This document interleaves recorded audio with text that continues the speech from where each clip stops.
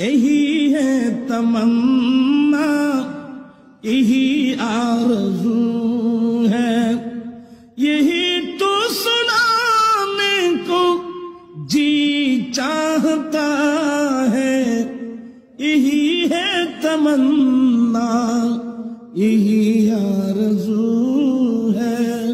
দেশের যুব সমাজকে যৌতুক প্রথা থেকে দূরে রাখতে এবং ইসলামী শরীয়ত অনুযায়ী বিয়েকে সহজ করতে নিরলসভাবে কাজ করে যাচ্ছেন আঞ্জুমানে রজাবিয়া নুরিয়া ট্রাস্টের সম্মানিত প্রেসিডেন্ট পীর তরিকত আল্লামা মোহাম্মদ আবুল কাশিম নুরি মাদ্দাজিল্লুহুল আলী।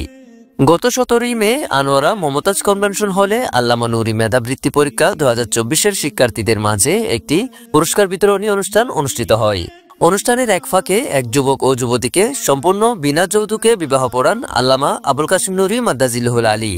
যুবকটি হলেন আনোয়ারা উপজেলার 5 নং বরুণছাড়া গ্রামের কোদলিপাড়ার মোহাম্মদ ইসলামের সুযোগ্য সন্তান মোহাম্মদ পারভেজ, যার সাথে তিনি বিবাহ বন্ধনে আবদ্ধ হন। ওই কনেও একই উপজেলার বরতলী ইউনিয়নের মোহাম্মদ আবু তাহেরের কন্যা মুসম্মদ তাসমিন আক্তার। বিবাহ পড়ানো শেষে বর কনের জন্য দোয়া করেন তিনি। এ সময় যৌতুক গ্রহণকে একটি ঘৃণিত কাজ এবং এটাকে এক প্রকার ভিক্ষাবৃত্তি বলে উল্লেখ করেন এবং তিনি যথোপযুক্ত কাবিন এবং যৌতুকবিহীন বিয়ে করার আহ্বান জানান যুবক যুবতীদের। রাসূল করিম সাল্লাল্লাহু আলাইহি ওয়াসাল্লামের শরীয়ত মোতাবেক কামিনের শর্ত শরাই মোতাবেক আপনাকে নেকাহ দিলাম।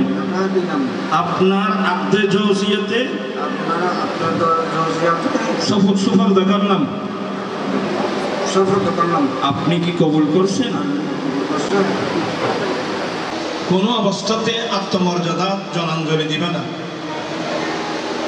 আমি প্রয়োজনে রিক্সা টেনে উপার্জন করব, আমি প্রয়োজনে ঠেলা গাড়ি টেনে উপার্জন করব, আমি প্রয়োজনে দিন মজুরি কাজ করে উপার্জন করব, তারপর আমি ভিক্ষা চাইব না।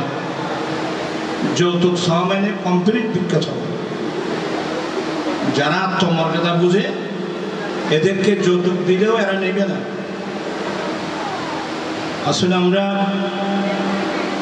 জ্ঞান বিজ্ঞানের যুগ, আমরা মনে করছি আমরা অনেক দেশ উন্নতি করেছি, আমাদের মন মানসিকতা এমন নিম্নে চলে গেছে বলার ভাষা নেই। মা বাবা কত কষ্ট করে একটা মেয়েকে লালন পালন করলো।